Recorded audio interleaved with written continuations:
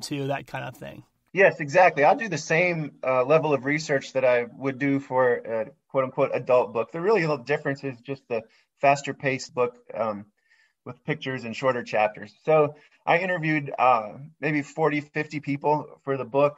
Started with Eric Sherman, who's a sports writer in New York, who had befriended Glenn at the end of his life and helped Glenn write an autobiography. From there, talked to Glenn's sisters, Lutha and Paula, quite a bit for the book. Started tracking down as many minor league teammates as I could with the Dodgers, Dusty Baker, Davey Lopes, Joe Simpson, Jim Riggleman, or figures that I interviewed. Mike Norris and Shooty Babbitt from the A's were great for this book.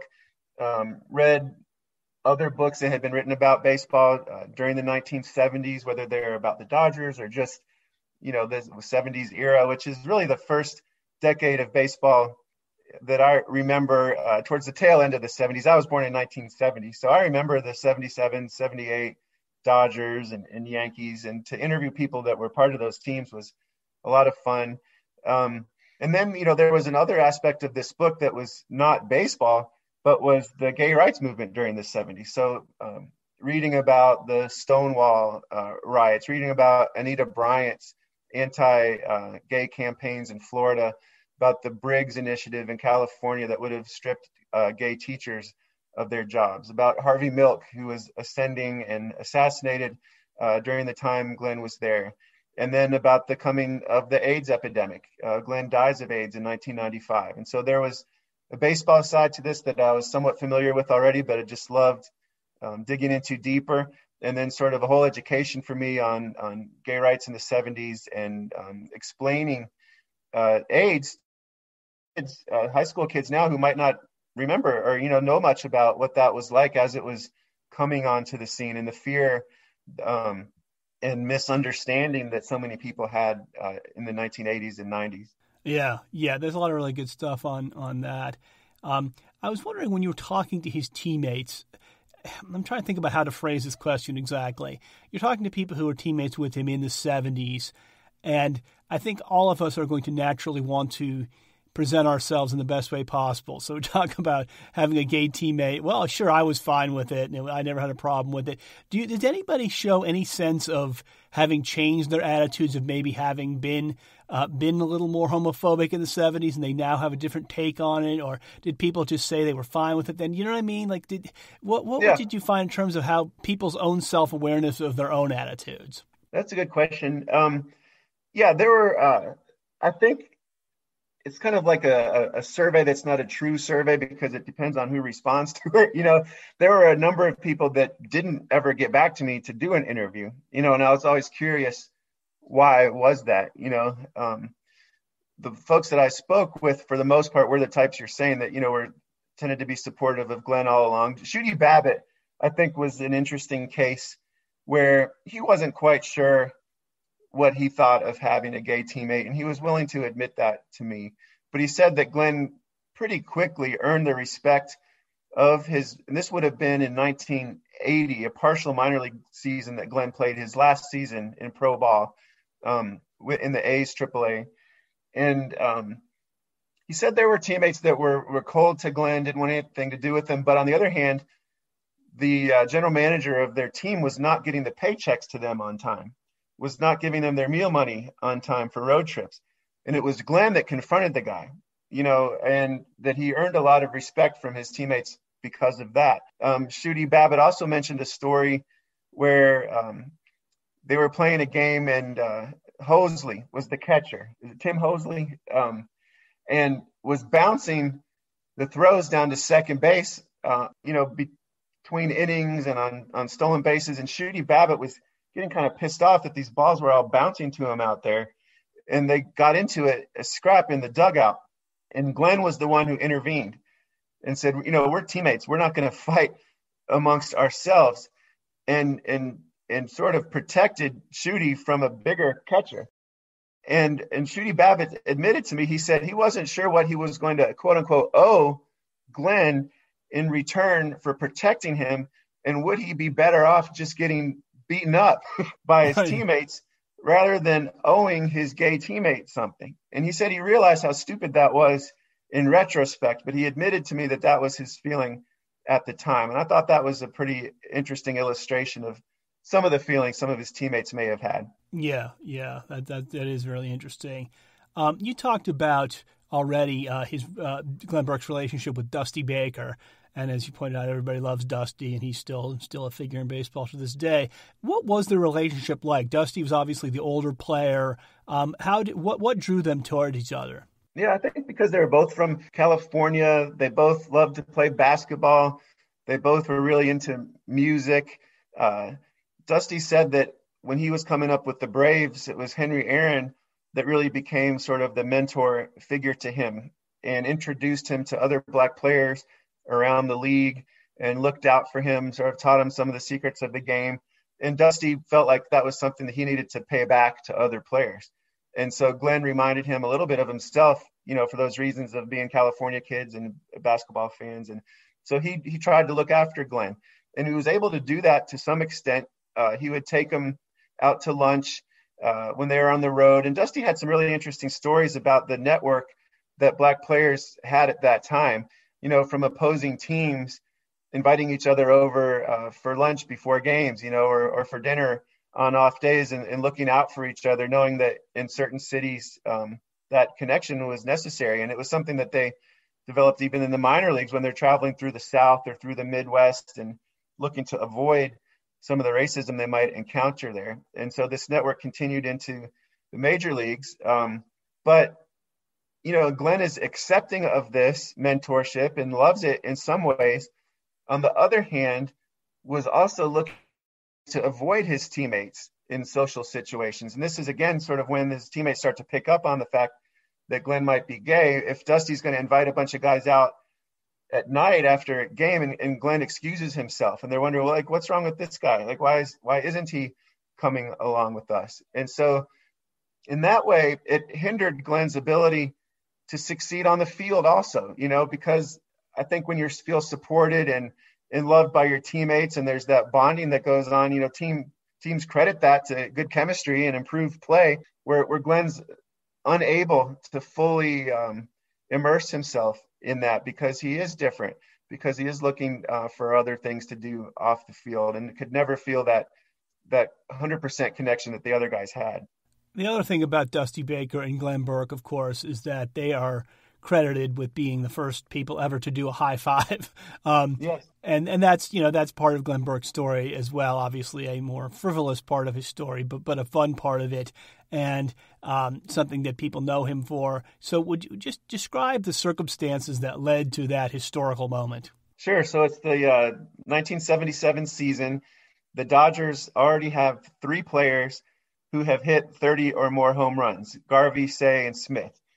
Dusty Baker has been stuck on 29 for a couple of weeks going into the last homestand of the season against the Astros. And if he hits one more home run, he'll become the 4th player on the team with 30, and they'll be the first major league team with 4 players with 30 or more home runs. He's really frustrated by this point, convinced that he's just not going to hit that last home run. Tommy Lasorda's blowing smoke at him every day, giving these analogies, telling him God's not going to let him get stuck on 29. He's going to do it. He's going to do it. First 3 games of that series against the Astros, Dusty doesn't do it. So it comes down to the last game of the season. J.R. Richards on the mound for the Astros, who owns the Dodgers at that point, and Dusty in particular. So he doesn't have much confidence he's going to hit the 30th in that game.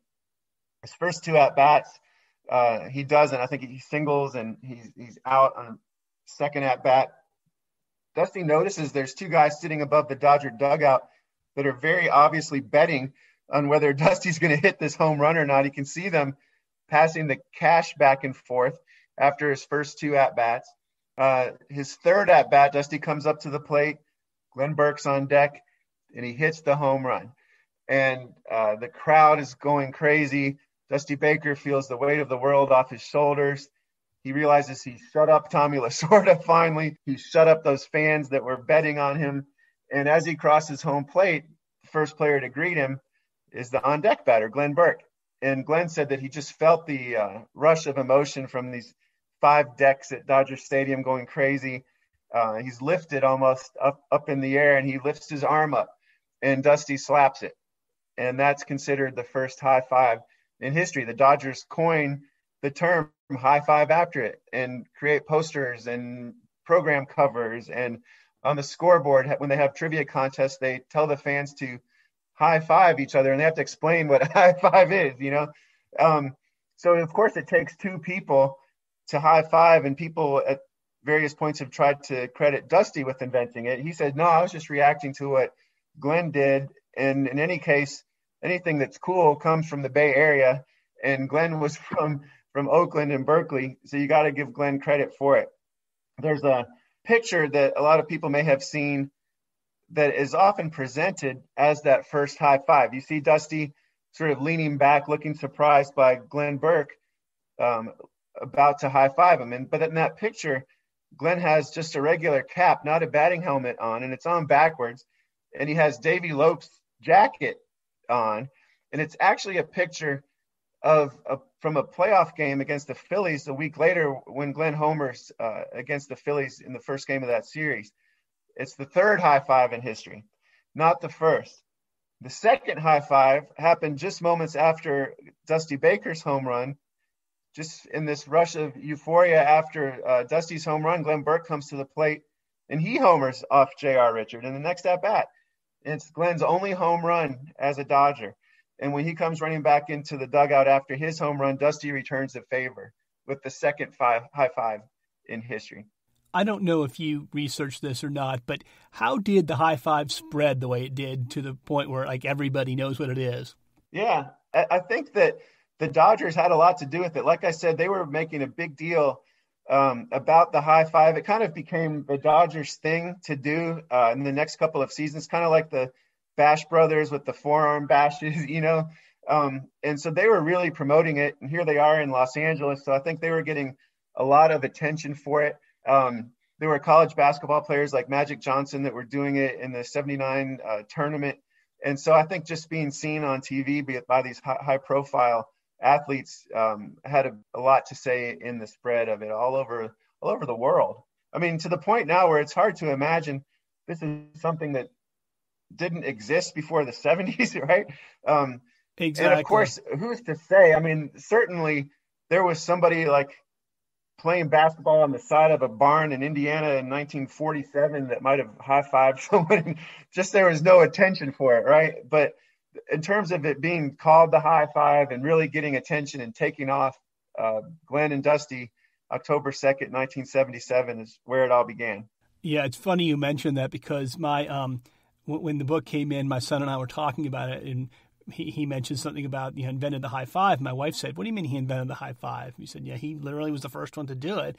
And it just sort of, somebody who didn't really know the history of it, my wife, she was sort of surprised that it had just, had to be invented, that it didn't always exist. You know what I mean? Yeah. It just seems like something that's always been there.